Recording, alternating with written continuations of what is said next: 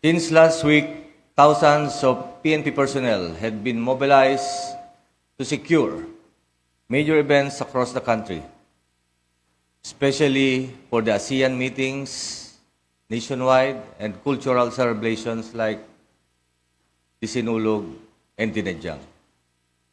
Over 2,000 officers had been sent to Central Visayas to ensure that the Sinulog celebration and the hosting of the ministerial meetings of our international engagements are orderly and reflects the professionalism of the Filipino people.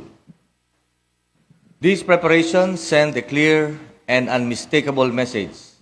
The Philippine National Police is committed to ensuring that our country remains safe for both the local and international community.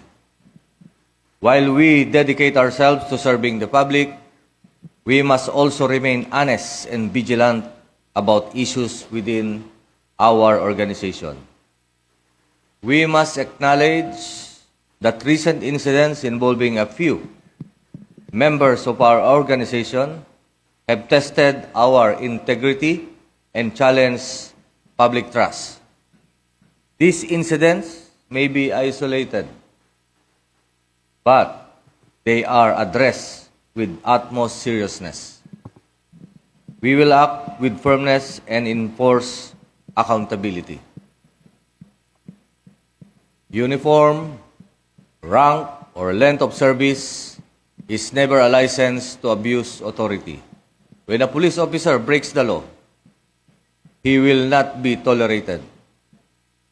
I remind everyone, honor your badge, respect your duty, never forget that the authority you carry comes from the people and must always be exercised in their service. We are guided by the PNP Focus Agenda designed to make our organization professional, responsive, and more deserving of public trust. This is not the task of a few. This is the shared responsibility of every member of the Philippine National Police. So I ask each one of you, in every operation, every assignment, and every encounter, choose what is right over what is easy. Be firm, but fair. Be decisive, but humane. Be strong, but always guided by the law and by conscience. This is how we build a police organization our people can truly rely on.